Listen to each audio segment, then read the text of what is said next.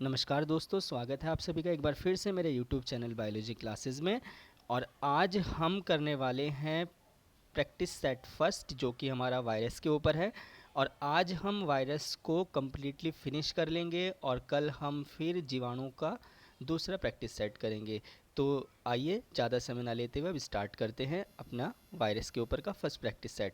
तो यहाँ पर हमारा फर्स्ट क्वेश्चन है कि virus is made up of, यानी कि जो वायरस है वो बना होता है किसका। तो अब वायरस किसका बना होता है, प्रोटीन का, डीएनए का, आरएनए का, या फिर प्रोटीन, डीएनए, आरएनए और प्रोटीन, डीएनए, आरएनए का। तो यहाँ पर हम बात करेंगे वायरस किसका बना होता है। तो मैं आपको डायरेक्टली थोड़ा सा बता दूँ इसके बारे में कि आपको बताना है कि वायरस किसका बना होता है। तो इसका जो राइट आंसर है वो हो जाएगा प्रोटीन, डीएनए और आरएनए का। तो वायरस जो है वो प्रोटीन, डीएनए और आरएनए का बना होता है। ठीक है। तो इसमें क्या है कि जो, अब मैं आपको थोड़ा समझा देता हूँ इसके बारे में, कि जो प्रोटीन है उससे वायरस का आउटर कोट बना होता है, यानी कि बाह्य जो आवरण है वायरस का वो प्रोटीन का बना होता है। और वायरस के अंदर या तो वायरस के अंदर डीएनए पाया जाता है या वायरस के अंदर आरएनए पाया जाता है। ओके। तो वायरस के अंदर या तो डीएनए मिलेगा या आरएनए मिलेगा।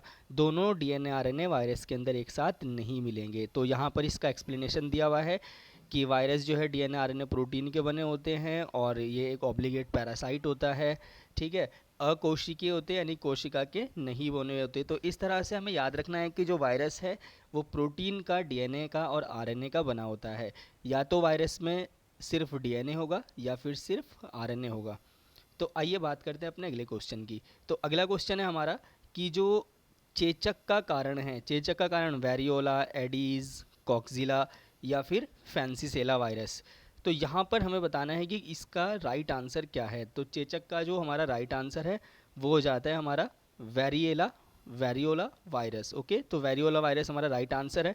तो चेचक जो है एक तरह का, जैसे कि हम कहते हैं गांव में कि छोटी माता, बड़ी माता, तो इस तरह का अगर हमें सिम्टम्स दिखाई दे तो उसे हम साइंटिफिक लैंग्वेज में चेचक स्मॉल पॉक्स कहते हैं। ठीक है। तो इसमें क्या होता है कि यहाँ पर ये मोस्ट इंपॉर्टेंट पार्ट है कि इसमें रोगी को ज्वर, सिर दर्द, जुखाम और उल्टियाँ जैसी शिकायत आती हैं, जो 3-4 दिनों के बाद मुंह पर लाल दाने निकल जाते हैं और शीघ्र ही वो दाने पूरे शरीर पर फैल जाते हैं, और जिससे क्या होता है अंत में जल स्फोटों में बदल जाता है। और उपचार हेतु रोगी के संपर्क में आने से बचना है, टीका का टीका लगवा देना चाहिए। तो ये इसके उपाय भी इसमें थोड़े दिए हुए हैं। इसके बाद which of the following does not have cellular organisation, इनमें से किस में सेलुलर ऑर्गेनाइजेशन नहीं होता, यानी कि कौन है जो सेल का बना हुआ नहीं होता। तो ऐसा है वायरस। वायरस जो है वो सेल का बना हुआ नहीं होता है। ठीक है। क्योंकि आर्चियोबैक्टीरिया जो है वो भी सेल का बना होता है। ठीक है। पीपीएलओ जो है वो भी सेल का बना होता है। रिकेट्स जो है वो भी सेल का बना होता है। तो यहाँ पर ये सारे सेल के बने होते हैं, सिर्फ एक वायरस ही ऐसा है जो सेल का बना हुआ नहीं होता। वायरस प्रोटीन का बना हुआ होता है। ओके। चलो देखते हैं नेक्स्ट क्वेश्चन अब। तो यहाँ पर इन्होंने बताया हुआ है कि जो डीएनए और आरएनए है वायरस का जो डीएनए आरएनए है वो 6% सेंट्रल कोर बनाता है, यानी कि वायरस के अंदर 6% पार्ट बनाता है डीएनए आरएनए और 94% पार्ट बनाता है उसका प्रोटीन पार्ट, यानी कि जो उसके बाहर होता है। ओके। तो इस तरह से हमारा जो नॉन सेलुलर वाला पार्ट होता है वो है वायरस। वायरस का जो डीएनए आरएनए है वो बनाता है 6% पार्ट। ठीक है। और जो 94% पार्ट है वो बना होता है प्रोटीन का। तो आइए अब चलते हैं अपने next question. Who receive the Nobel prize the discovery of prions. तो यहाँ पर बताना है कि प्रियॉन्स की डिस्कवरी किसने की। देखो बहुत ही सिंपल इसका आंसर होने वाला है। आपको प्रियॉन्स से याद रखना है, पी वाला जो सेंटेंस है अधिकतर वो ही प्रियॉन्स में लगेगा। तो आंसर हो जाएगा इसका प्रुस्नर। तो प्रुस्नर ने सबसे पहले प्रियॉन्स को बताया था। ठीक है। तो हमारा जो आंसर है वो प्रुस्नर है यहाँ पर, जिसने प्रियॉन्स की डिस्कवरी की। तो यहाँ पर देखिए इसमें बताया भी गया है कि प्रुस्नर ने क्या किया था। प्रुस्नर ने 1997 में नोबेल प्राइज़ जीता था प्रियॉन्स की डिस्कवरी के लिए। अब इसमें आगे जो हमें याद रखना है वो है कि प्रियॉन्स एक तरह का इन्फेक्शियस प्रोटीन, कई बार क्वेश्चन आया हुआ है कि प्रियॉन्स क्या होते हैं। तो प्रियॉन्स एक तरह के इन्फेक्शियस प्रोटीन पार्टिकल होते हैं, ना कि वायरस। तो प्रियॉन्स वायरस नहीं होते हैं, और प्रियॉन्स को सबसे पहले रिपोर्ट किया गया था प्रिस्नर के द्वारा 1983 में। तो 1983 में इन्होंने डिस्कवर किया और 1997 में इन्हें इसके लिए नोबेल प्राइज़ मिला। तो यानी कि 14 साल बाद इनका नोबेल प्राइज़ इन्हें मिल गया था। इसके बाद ये यहाँ पर मोस्ट इंपॉर्टेंट क्वेश्चन है, any temperate bacteriophage existing in latent form inside the bacterial cell is called. इसने कहा है कि अगर कोई बैक्टीरियोफेज, ठीक है, एग्जिस्ट यानी रहता है लेटेंट फॉर्म में, लेटेंट मतलब लंबी अवस्था में रहता है इनसाइड द बैक्टीरियल सेल, किसी बैक्टीरियल सेल के अंदर, तो उस फेज को क्या कहा जाता है। तो स्टूडेंट्स, अगर कोई बैक्टीरियोफेज किसी बैक्टीरिया के अंदर रहता है तो उसको कहा जाता है प्रोफेज। क्या कहा जाता है? प्रोफेज कहा जाता है, ठीक है। तो यहाँ पर बताया भी गया है कि जब कोई टेम्परेट बैक्टीरियोफेज एग्जिस्ट होता है लेटेंट फॉर्म में बैक्टीरियल सेल, तो उसको कहा जाता है प्रोफेज। तो देखो यहाँ पर आपको बताना चाहूँगा कि एक तरह से जब कोई बैक्टीरियोफेज क्या होता है, एक वायरस होता है जो बैक्टीरिया पर अटैक करता है, ठीक है। तो वो बैक्टीरियोफेज जब किसी बैक्टीरिया पर अटैक करता है और उसके अंदर काफ़ी समय तक रहता है, तो उसे कहा जाता है प्रोफेज कंडीशन। ओके, चलो इसके बाद next question, which of the following virus genome is also called as mini chromosome. तो यहाँ पर एक वायरस जीनोम, जीनोम होता है डीएनए और आरएनए, ठीक है। जितना भी डीएनए आरएनए बॉडी के अंदर प्रेजेंट होता है किसी की भी, उसी को उसकी बॉडी का जीनोम कहा जाता है। तो इनमें से किस वायरस के जीनोम को, इनमें से किस वायरस के जीनोम को मिनी क्रोमोजोम कहा जाता है? तो यहाँ पर जो राइट आंसर होगा हमारा वो होगा XV40 वायरस। तो XV40 वायरस को क्या कहा जाता है? Mini chromosome. तो यहाँ पे आपको बस इतना याद रखना है, mini chromosome XV40 virus. Okay, इसके बाद यहाँ पर जो बताया गया है कि यहाँ पर याद रखने वाली जो चीज़ है, SV40 वायरस एक डीएनए वायरस है, ठीक है। और इसकी यहाँ पर एक तरह से और बताया गया है कि ये ट्यूमर करता है एनिमल्स के अंदर, ठीक है। तो इस तरह से ये ट्यूमर करता है और एक तरह का डीएनए वायरस है। तो यहाँ पर हमारा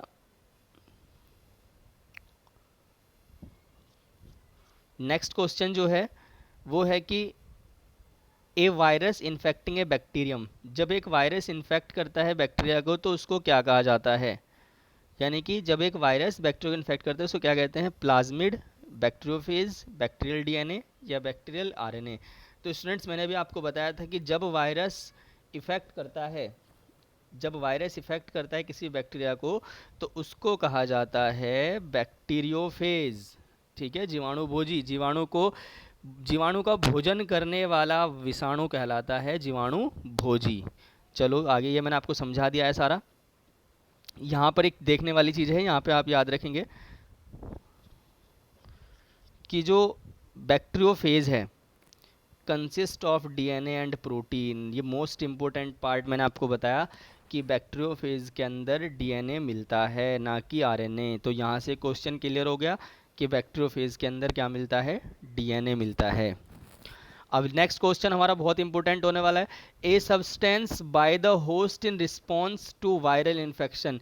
एक सब्सटेंस है, ठीक है, एक सब्सटेंस है जो कि रिस्पॉन्स में बनता है किसके? वायरल इन्फेक्शन के, बट प्रोटेक्टिंग इट, उससे प्रोटेक्ट भी करता है फ्रॉम फर्दर वायरल इन्फेक्शन, कि आगे दोबारा फिर कभी वायरल इन्फेक्शन ना हो। तो विषाणु संक्रमण के फलस्वरूप अतिथेय के रूप में उत्पन्न पदार्थ जो उसे भावी विषाणु संक्रमण से सुरक्षित रखता है।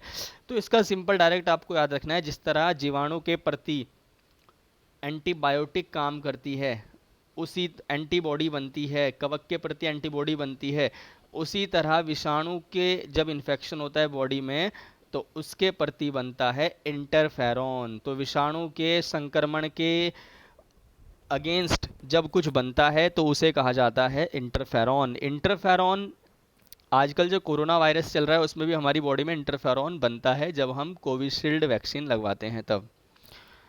इसके बाद plant virus that multiply within their insect virus vectors are called, ऐसे पादप विषाणु जो रोग फैलाने वाले कीट के शरीर में गुणन करते हैं कहलाते हैं। देखो यहाँ पर इसने कहा है कि ऐसे वायरस बताने हैं जो प्लांट्स के अंदर, ठीक है, ऐसे पादप विषाणु जो रोग फैलाने वाले कीटाणु के शरीर में गुणन करते हैं। तो कीट के शरीर में गुणन करने वाले कहलाते हैं आपके प्रवर्धनशील। एक तरह से हमें आंसर देना इसका प्रवर्धनशील यानी प्रोपेगेटिव। तो इसके बाद नेक्स्ट है, जब एक विषाणु एक बैक्टीरियम पर आक्रमण करता है तो पदार्थ होस्ट में प्रवेश करता है वह है, यानी कि when A virus attack a bacterium the material that enters the host is, जब एक विषाणु या जब एक वायरस किसी बैक्टीरिया पर अटैक करता है तो एंटर करने वाला जो मटेरियल है वायरस का वो क्या होता है। तो मैं आपको बताऊं, सिंपल है कि प्रोटीन कोट तो इन्फेक्शन के टाइम रह जाता है बाहर, और दोनों के दोनों एक साथ जाएंगे नहीं, तो बचा क्या, न्यूक्लिक एसिड।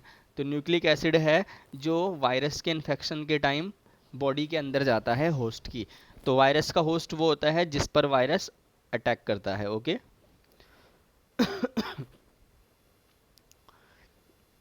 लो, दोबारा से फिर हमारे सामने एक क्वेश्चन आ गया, प्रियॉन्स में होता है। तो स्टूडेंट्स प्रियॉन्स में क्या होता है, prions RNA, DNA, RNA, protein. तो चारों में से प्रियॉन्स में क्या होता है हमने पीछे पढ़ा था, जहां पर प्रुस्नर ने इसको डिस्कवर किया था ठीक है। तो 11th का आंसर हो जाएगा हमारा प्रोटीन। तो प्रोटीन का हमारा आंसर हो जाएगा प्रियॉन्स का। ओके, तो प्रियॉन्स बने होते हैं प्रोटीन के। इसके बाद देखो, इसके बाद चलते हैं अगले क्वेश्चन पर। तो यहाँ पर दिया हुआ है the phrase contagium vivum fluidum was proposed by. तो जो कॉन्टेगियम वाइवम फ्लूइडियम जो शब्द है वो किसने दिया, तो स्टूडेंट्स मैं आपको बताऊंगा वो शब्द दिया बेजरिंक ने। तो बेजरिंक एक वैज्ञानिक थे जिसने वायरस को कॉन्टेगियम वाइवम फ्लूइडम कहा था। इसके बाद the virus responsible for AIDS is an example of. तो जो एड्स वायरस है वो किसका एग्जाम्पल है, तो ये आपको बता दूं एड्स वायरस जो है वो रेट्रो वायरस का एग्जाम्पल है। तो एड्स का वायरस रेट्रो वायरस होता है क्योंकि वो रेट्रो दोबारा से रीट्राई करता रहता है इन्फेक्शन के लिए। ठीक है, इसके बाद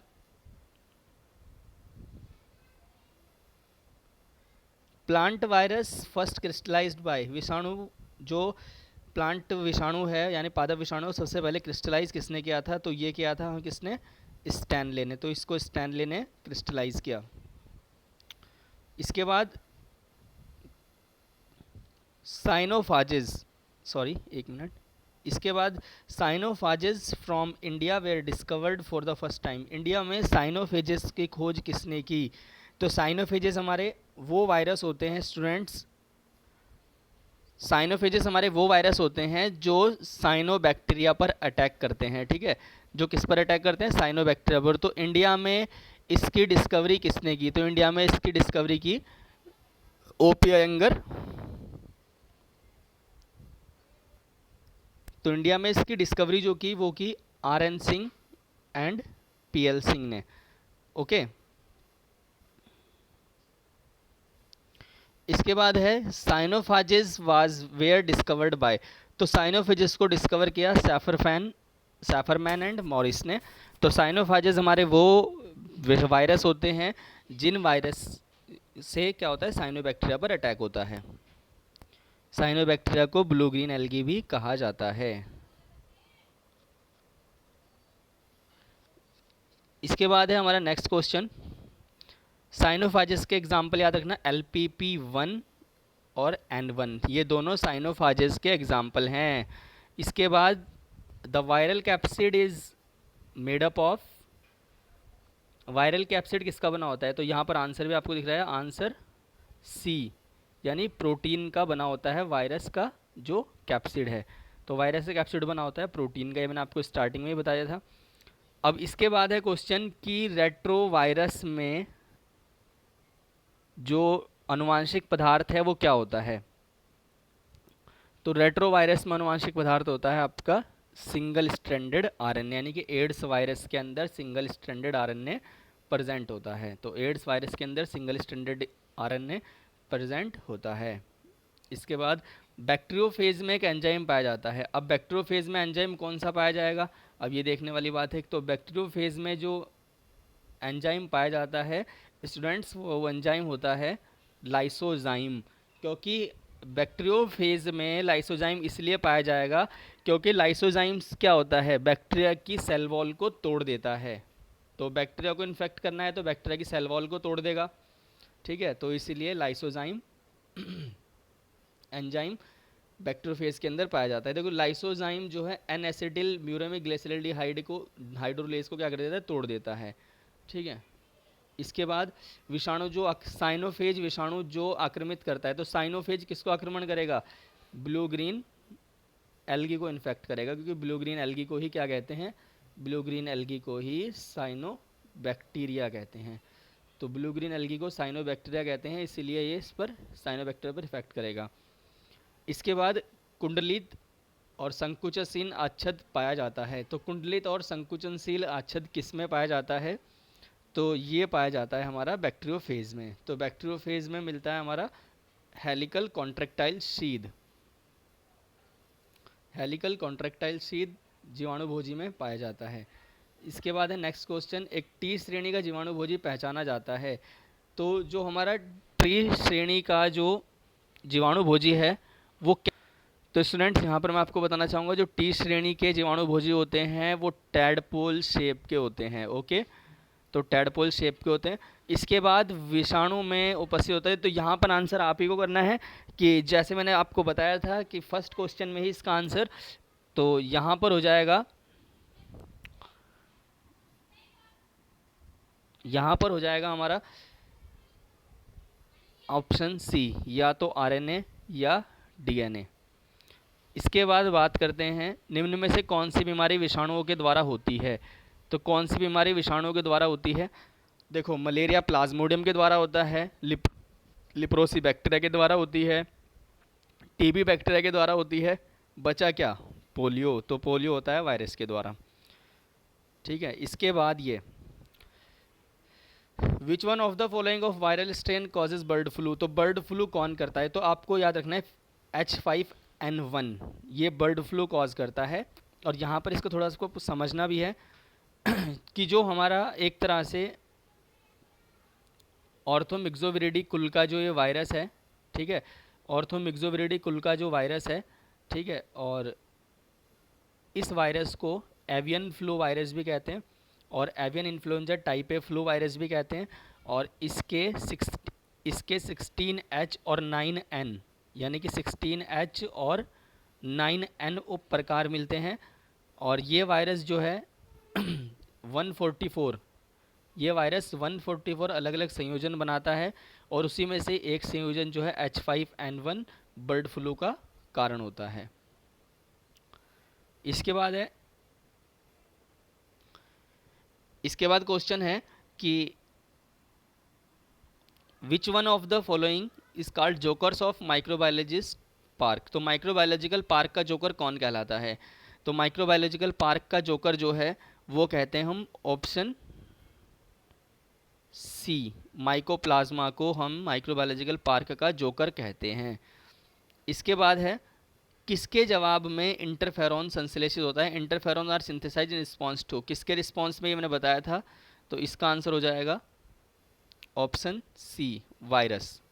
इसके बाद वायरस में प्रक्रिया अनुपस्थित होती है, process absent in virus is, कौन सी प्रोसेस एब्सेंट होती है, तो वायरस में जो है आपका एनर्जी लिबरेशन एब्सेंट होता है। वायरस में एनर्जी लिबरेशन नहीं होता, बाकी सारी प्रोसेस वायरस में होती है। रेप्लिकेशन भी होता है, ठीक है, रेप्लिकेशन भी होता है, म्यूटेशन भी, प्रोटीन सिंथेसिस भी होता है, लेकिन एनर्जी मुक्त नहीं होती, एनर्जी रिलीज नहीं होती। इसके बाद यहाँ पर एक क्वेश्चन मोस्ट इंपॉर्टेंट है, HIV वायरस के अलग अलग नाम दिए गए हैं। तो इसने पूछा है HIV, सॉरी स्टूडेंट एक मिनट, इसने पूछा है कि HIV वायरस किस तरह का वायरस है। एक रेट्रो वायरस है, बी ऑप्शन RNA वायरस है, सी ऑप्शन DNA वायरस है और डी HTLV वायरस है। तो इनमें से कौन सा ऑप्शन सही है, एक फर्स्ट में है AB, CABC, तो इस तरह से आपको है ना। तो मैं आपको बताना चाहूँगा यहाँ पर DNA वायरस को छोड़कर, इसको छोड़कर बाकी सारे ऑप्शन किसके हैं, हमारे HIV वायरस के नाम हैं। तो HIV वायरस ABD, तो यानी कि ABD तीनों ही, देखो यहाँ पर ABD तीनों को ही बताया गया है, रेट्रोवायरस, RNA वायरस और HTLV3, तो ये सारे नाम हैं हमारे HIV वायरस के। यहाँ पर से आप पढ़ सकते हैं एक बार और, LAV नाम है, lymphadenopathy associated virus, HTLV human T cell lymphocyte virus type 3, ARS AIDS associated retrovirus, HIV virus तो है ही खैर, ठीक है, और सिंगल स्ट्रैंडेड RNA वायरस होता है, ये मोस्ट इंपॉर्टेंट पार्ट है, single stranded RNA virus. The smallest disease causing agent present in higher plant, तो हायर प्लांट में डिजीज कॉज करने वाला क्या होता है, तो हायर प्लांट में जो डिजीज कॉज करना सबसे छोटा जो डिजीज कॉजिंग एजेंट होता है वो होता है मॉलिक्यूट, ओके, तो मॉलिक्यूट होता है, ओके। इसके बाद the virus parasitizing the member of blue green algae, तो ये क्वेश्चन बहुत बार आ चुका है कि ऐसा वायरस जो पैरासाइट होता है ब्लू ग्रीन एल्गी के ऊपर, तो यहाँ पर आप बता सकते हो ऑप्शन साइनोफाज, ये मैंने बहुत बार बता दिया आपको, साइनोफाज इसका आंसर होगा जो ब्लू ग्रीन एल्गी पर अटैक करता है। इसके बाद plant virus was first isolated in crystalline form is regarded as nucleoprotein, तो इनमें से कौन सा ऐसा साइंटिस्ट है, इवानोवस्की, पास्चर, स्टैनले, मिलर, तो स्टैनले हमारा ऑप्शन हो जाएगा। स्टैनले ने सबसे पहले जो वायरस है उसको क्रिस्टलाइज किया था, ठीक है, 19, ये आपको ध्यान रखना है कि जो स्टैनले है उसने सबसे पहले वायरस को क्रिस्टलाइज किया 1935 में, वायरस को क्रिस्टलाइज किया स्टैनले ने, ओके स्टूडेंट्स। तो यहाँ पर अभी हम ओके, तो नेक्स्ट क्वेश्चन हमारा है कि वायरॉइड्स क्या होते हैं, तो इसने पूछा है कि वायरॉइड्स क्या होते हैं, तो मैं आपको बताऊं कि जब वायरस के बाहर न्यूक्लियोप्रोटीन का जो आवरण है, यानी कि जब वायरस के बाहर वायरस का जो आवरण है, कोट है, वो एब्सेंट होता है, तो तब उसको कहा जाता है इन्फेक्शियस न्यूक्लिक एसिड, तो ऑप्शन सी यहाँ पर सही होगा, यानी कि जब वायरस के ऊपर से उसका न्यूक्लिक कोट जो है, आवरण जो है हट जाता है, तब वायरस को कहा जाता है वायरॉइड, तो इन्फेक्शियस न्यूक्लिक एसिड हमारा यहाँ पर आंसर हो जाएगा, ठीक है।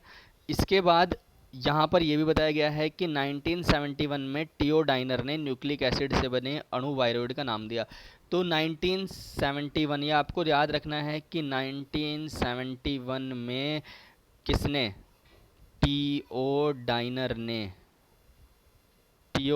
ने क्या किया था, वायरॉइड्स की खोज की। इसके बाद क्वेश्चन है एंजाइम आर एब्सेंट इन, तो एंजाइम किस में एब्सेंट होते हैं बच्चों, तो एंजाइम जो हमारे, देखो यहाँ पर, यहाँ एंजाइम किस में एब्सेंट हो सकते हैं, तो एंजाइम एब्सेंट होंगे वायरस के अंदर, तो वायरस के अंदर एंजाइम एब्सेंट होते हैं, फंजाई में भी फंजाई में भी एंजाइम प्रेजेंट होगा, स्लाइम मोल्ड में भी और बैक्टीरिया में भी। फंजाई और स्लाइम मोल्ड्स दोनों एक दूसरे के जैसे दिखाई देते हैं, ठीक है, ध्यान रखना। इसके बाद है question single stranded DNA is found in, तो इनमें से किसके अंदर सिंगल स्ट्रैंडेड DNA पाया जाता है, तो सिंगल स्ट्रैंड यानी कि एक स्ट्रैंड का DNA किसके अंदर पाया जाता है, तो एक स्ट्रैंड का DNA जो स्टूडेंट्स पाया जाता है वो है हमारा 5x174 वायरस, तो जो हमारा 5x174 वायरस है उसके अंदर सिंगल स्ट्रैंडेड DNA प्रेजेंट होता है। चलो ठीक है। इसके बाद पूछा गया है कि एक प्लाज्मिड जो कि बन जाता है, विच become integrated into host chromosome and replicate simultaneously is called, तो उसको क्या कहा जाता है, जब एक प्लाज्मिड एक होस्ट के अंदर जाकर उसके क्रोमोसोम के साथ इंटीग्रेट हो जाता है और रेप्लिकेट भी उसके साथ ही करता है, तो इस कंडीशन को क्या कहा जाता है, तो इस कंडीशन को कहा जाता है एपिसोम कंडीशन को कहा जाता है, ठीक है। तो देखो जैसे कि लिखा हुआ भी है कि वे प्लाज्मिड जो मुख्य गुणसूत्र का भाग बन सकते हैं एपिसोम कहलाते हैं, ये पॉइंट आपको याद रखना है, सारे प्लाज्मिड एपिसोम होते हैं लेकिन सभी एपिसोम प्लाज्मिड नहीं होते। चलो इसके बाद अब नेक्स्ट स्टार्ट करते हैं। नेक्स्ट क्वेश्चन है हमारा the smallest free living organism, कई बार क्वेश्चन आ चुका पीछे भी कि सबसे छोटा स्मॉलेस्ट लिविंग ऑर्गेनिज्म कौन सा है, तो सबसे छोटा है हमारा माइकोप्लाज्मा, तो माइकोप्लाज्मा हमारा सबसे छोटा होता है, जिसकी जो यहाँ पर डायमीटर भी दी है 0.1 से 0.25 mm होती है। और इसका नाम स्टूडेंट्स, इसका नाम भी दिया गया है कि इसका नाम होता है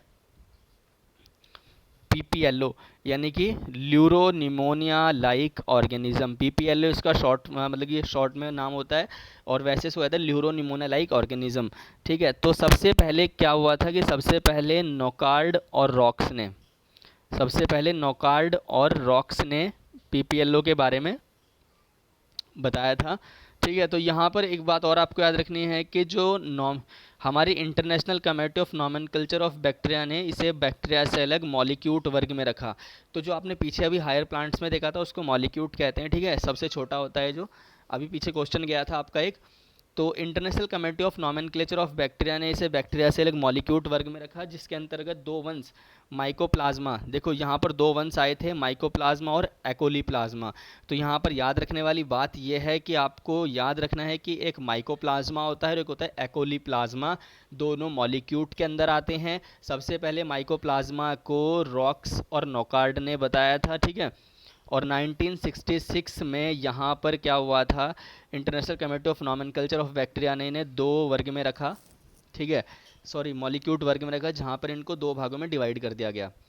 चलो इसके बाद नेक्स्ट क्वेश्चन है, ऐसे जीवाणु भोजी जो जीवाणुविक कोशिका पर संक्रमण के तुरंत पश्चात उसका लयन कर देते हैं, तो ऐसे क्या कहलाते हैं? तो यानी कि जिसने डायरेक्ट बैक्टीरिया पर अटैक किया और फिर उसको डायरेक्टली ख़त्म कर दिया बैक्टीरिया को, तो ऐसे जीवाणु भोजी क्या कहलाते हैं? तो ऐसे जीवाणु भोजी कहलाते हैं स्टूडेंट, ऑप्शन हो जाएगा सी, वायरुलेंट। तो ऐसे जीवाणु भोजी कहलाते हैं वायरुलेंट। इसके बाद है व्हाट आर प्रियॉन्स। तो यहाँ पर आंसर आपको खुद ही बता देना है कि प्रियॉन्स क्या होते हैं। लास्ट भी क्वेश्चन कई बार आ चुका है, प्रियॉन्स होते हैं हमारे इन्फेक्शियस प्रोटीन। ठीक है, तो प्रियॉन्स होते हैं हमारे क्या, इन्फेक्शियस प्रोटीन, यहाँ पर आंसर हो जाएगा। इसके बाद है बैक्टीरियोफेज बने होते हैं केवल प्रोटीन के, न्यूक्लियोप्रोटीन के, ठीक है, और डीएनए के, या प्रोटीन और डीएनए के, या प्रोटीन और लिपिड के, सॉरी। तो यहाँ पर हमारा जो आंसर होगा, बैक्टीरियोफेज बने होते हैं वो बने होते हैं न्यूक्लियोप्रोटीन के। तो जिस तरह से वायरस बना होता है उसी तरह से बैक्टीरियोफेज भी होता है, क्योंकि बैक्टीरियोफेज खुद ही एक वायरस है जो बैक्टीरिया पर अटैक करता है। इसके बाद है, इनमें से कौन से जीवों में सामान्यतः एक ही प्रकार का न्यूक्लिक अम्ल डीएनए और आरएनए पाया जाता है? तो यहाँ पर ये पूछा गया है कि विच of the normally has one type of nucleic acid either DNA और आरएनए। तो सिंपल है बिल्कुल कि वायरस ही एक ऐसा ऑर्गेनिज्म है जिसमें क्या होता है, या तो डीएनए होगा या आरएनए होगा, बाकी सब में डीएनए आरएनए दोनों मिलते हैं। इसके बाद जो पूछा गया है कि T4 bacteriophage can be grown, T4 bacteriophage कहाँ ग्रो करता है?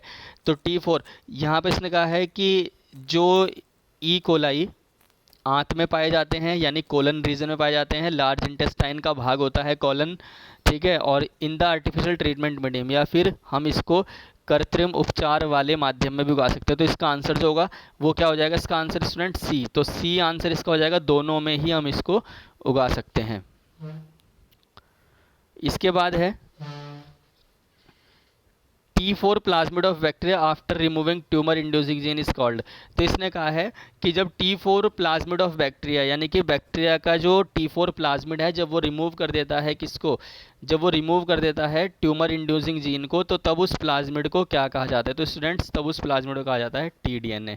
तो T4 प्लाज्मिड और TDNA ऐसे याद रख लेना है। इसका Z नहीं होता, B नहीं होता, R नहीं होता, क्या होता है? सिर्फ TDNA। तो चलो यहाँ पर हमारा ये भी हो गया अब, ठीक है। इसके बाद नेक्स्ट क्वेश्चन पे चलते हैं अब। PPLO क्या है? तो PPLO देख लेते हैं क्या है। PPLO हमने पीछे पढ़ा था अभी। PPLO होता है हमारा एक तरह का माइकोप्लाज्मा, और माइकोप्लाज्मा किस कैटेगरी में आता है? इंटरनेशनल जो हमारा बैक्टीरियल नोमेनक्लेचर था उसने 1966 में क्या मॉलिक्यूट एक वर्ग बनाया था जिसमें दो आए थे, माइकोप्लाज्मा और एकोलीप्लाज्मा। तो यहाँ पर बैक्टीरिया जब प्रोकैरियोटिक होता है तो आंसर जाना चाहिए हमारा क्या? प्रोकैरियोटिक कोशिका। तो माइकोप्लाज्मा भी एक प्रोकैरियोटिक कोशिका होती है, ठीक है। यहाँ पर क्वेश्चन आ गया देखो दोबारा से कि नग्न विषाणु क्या होते हैं। नग्न विषाणु नेकेड वायरस क्या होते हैं? तो नेकेड वायरस मैंने आपको अभी बताया था। तो नेकेड वायरस यानी कि जब वायरस के ऊपर से प्रोटीन कोट चला जाता है तो तब उसको कहा जाता है क्या? वायरॉइड्स। तब उसको वायरॉइड्स कहा जाता है। ठीक है, तो यहाँ पर अभी पीछे हमने पढ़ा हुआ था कि डायनर ने इसकी खोज की। इसके बाद बात करते हैं कि कोशिका में विषाणु के द्विगुणन को कौन रोकता है? तो कोशिका में जो विषाणु होता है उसके द्विगुणन को रोकता है आईएफ इंटरफेरॉन। मैंने पीछे बताया था ना आईएफ, तो यहाँ पर आईएफ यानी कि इंटरफेरॉन। तो इंटरफेरॉन जो है option C, interferon IF N alpha रोकता है वायरस के द्विगुणन को। चलो, इसके बाद आता है कि वायरस शब्द का सर्वप्रथम प्रयोग, या शब्द का सर्वप्रथम प्रयोग। तो क्वेश्चन आ रहा है कि किसने किया वायरस का शब्द का सर्वप्रथम प्रयोग? तो आंसर जो होगा हमारा वो हो जाएगा इसका पास्चर। तो पास्चर ने सबसे पहले जो हमारा वायरस शब्द का प्रयोग किया, लेकिन वायरस को जो डिस्कवरी किया था वो सबसे पहले टीएमवी वायरस की डिस्कवरी हुई थी, जिसको इवानोवस्की ने 1892 में डिस्कवर किया। इसके बाद वायरस का खोल बना होता है, बिल्कुल सिंपल है, वायरस का खोल प्रोटीन का बना होता है, ये मैंने कई बार बताया आपको पीछे भी। ठीक है, इसके बाद आते हैं हमारा नेक्स्ट क्वेश्चन है कि विषाणु को सर्वप्रथम क्रिस्टलाइज किसने किया? तो क्रिस्टलाइज करने का जो एक अभी मैंने आपको बताया था कि 1935 में एक साइंटिस्ट हुए थे जिनका नाम था स्टैनले। तो स्टैनले ने सबसे पहले वायरस को क्रिस्टलाइज किया था। ठीक है, इसके बाद है निम्नलिखित में विच one of the following is neither a prokaryotic nor eukaryote. इनमें से कौन सा ना तो एक क्या है, इसमें से ना तो एक यूकैरियोटिक है ना प्रोकैरियोटिक है। तो ऐसा तो एक वायरस ही है कि जो ना तो यूकैरियोटिक होता है ना प्रोकैरियोटिक होता है। चलो, इसके बाद बात करते हैं एक जीवाणु भोजी bacteriophage consist of ribonucleic acid, carbon nitrogen, protein nucleic acid और प्रोटीन ऑनली। तो यहाँ पर हमारा आंसर हो जाएगा ऑप्शन सी। तो एक प्रोटीन और न्यूक्लिक एसिड बैक्टीरियोफेज में प्रेजेंट होते हैं। चलो नेक्स्ट क्वेश्चन देखते हैं। अब ये यहाँ पर क्वेश्चन जो है आपका दोबारा फिर आ गया है। ठीक है, 5 × 174, 5 × 174 में क्या होता है? तो चार ऑप्शन दिए हुए हैं स्टूडेंट यहाँ पर। Double standard, single standard RNA, double standard DNA, single standard DNA. तो यहाँ पर जो आंसर हो जाएगा हमारा वो हो जाएगा सिंगल स्टैंडर्ड डीएनए। तो सिंगल स्टैंडर्ड डीएनए ऑप्शन 4 इसका सही आंसर हो जाएगा, ऑप्शन 4। इसके बाद बात करते हैं कि एड्स, यहाँ पर जो नेक्स्ट क्वेश्चन हमारा, एड्स और acquired deficiency syndrome is caused by. तो एड्स वायरस कॉज्ड कौन करता है? तो हमने पीछे पढ़ा हुआ है अभी आंसर। तो ना तो बैक्टीरिया करता, ना फंजाई करता, ना पोलन ग्रेन करता, ये करता है हमारा। ठीक है, जो वायरस कॉज होता है हमारा ये करता है कि HTLV3, LAV, ये सारे नाम उसमें पढ़े थे पीछे हमने। ठीक है, ARV2, तो ये वायरस हैं जो एड्स कॉज करते हैं। इसके बाद है outside of the living cell the virus particle is called. तो लिविंग सेल से बाहर जो हमारा वायरस पार्टिकल है वो एक तरह से कैसा होता है? तो जो हमारा वायरस जो है वो बॉडी से बाहर रहता है तो तब उसको हम कहते हैं व्रियॉन। तो ये भी ध्यान रखना, प्रियॉन एक इन्फेक्शियस प्रोटीन है और जो कि डिजीज़ कॉज करती है, और जो इन्फेक्शियस यानी कि न्यूक्लिक एसिड है और जिस पर प्रोटीन कोट भी होता है तो वो वायरस है, और जिस पर प्रोटीन कोट नहीं होगा और सिर्फ न्यूक्लिक एसिड होगा वो हमारा वायरॉइड्स है। फिर से आगे देखो, व्रियॉन का अर्थ क्या है? ठीक है, तो यहाँ पर पूछता है कि व्रियॉन क्या है। तो देखो यहाँ पर ऑप्शन है capsid of virus, complete form of virus, nucleic acid of virus या डेड वायरस। तो यहाँ पर हमारा आंसर हो जाएगा ऑप्शन बी। ऑप्शन बी हमारा हो जाएगा, यानी कि यहाँ पर ऑप्शन बी हमारा हो जाएगा, कंप्लीट फॉर्म ऑफ वायरस को क्या कहते हैं? व्रियॉन कहते हैं। चलो, इसके बाद बात करते हैं नेक्स्ट कि जो हमारा 5 number of base pair of genome 5 × 174। तो 5 × 174 वायरस में जो बेस पेयर होते हैं जीनोम में वो कितने होते हैं? तो बेस पेयर स्टूडेंट हमेशा डीएनए के अंदर पाए जाते हैं, क्योंकि डीएनए में एक दूसरे के साथ बेस आपस में जुड़ते हैं जिसको हम बेस पेयर कहते हैं। तो बेस पेयर कितने होते हैं? तो बेस पेयर होते हैं इसमें कितने? 5386 बेस पेयर। इसके बाद है ए वायरस कंटेन। वायरस में क्या क्या होता है?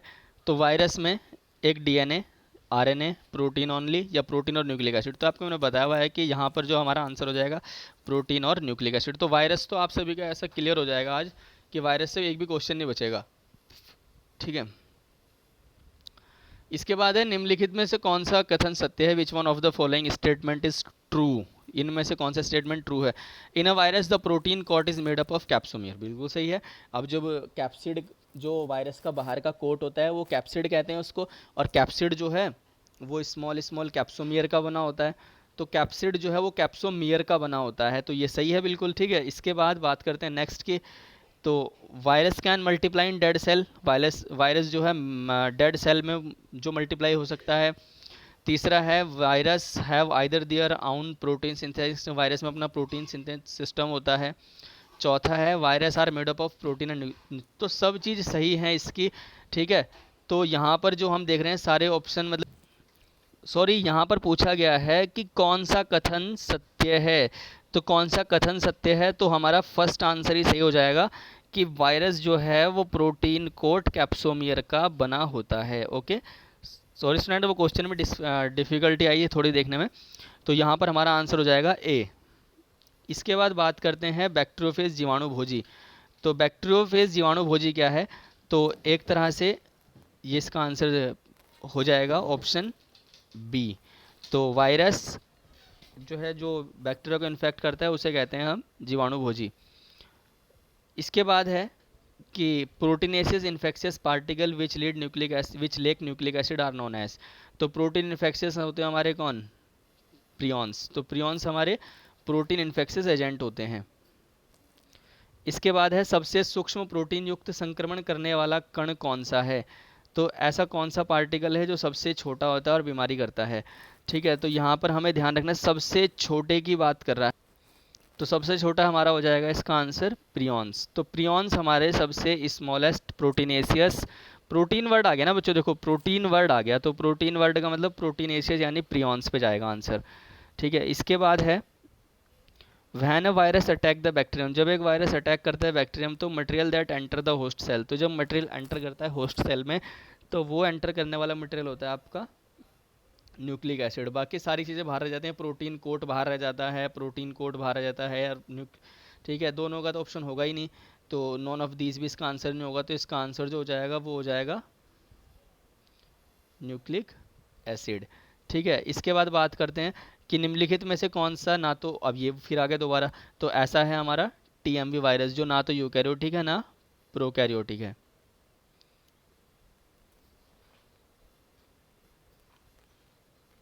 चलो इसके बाद नेक्स्ट क्वेश्चन, हाइड्रोफोबिया होता है, बिल्कुल बहुत अच्छा आंसर, बहुत ही अच्छा क्वेश्चन है कि जो हाइड्रोफोबिया होता है वो क्या होता है। तो हाइड्रोफोबिया स्टूडेंट होता है हमारा वायरस से। तो वायरस से हमारा क्या होता है, हाइड्रोफोबिया डिजीज़ हो जाती है। एक मिनट में ब्रश थोड़ा बारीक कर लूँ ये। तो ये हो गया हमारा। अब नेक्स्ट चलते हैं। तो एन एग्जाम, इसके बाद क्वेश्चन आता है हमारा कि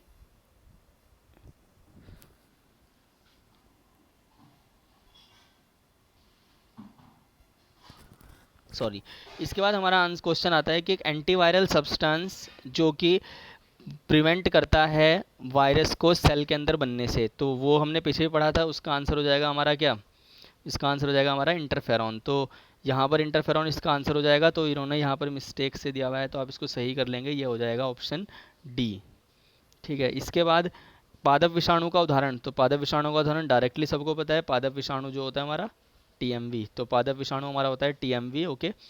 इसके बाद है कि टीएमवी का जो इसने कहा टीएमवी का जो अनुवांशिक सामग्री क्या होती है। तो टीएमवी की जो अनुवांशिक सामग्री होती है स्टूडेंट, यानी कि जो उसका जेनेटिक मटेरियल होता है वो होता है आरएनए। तो टीएमवी का जो जेनेटिक मटेरियल है वो आरएनए है।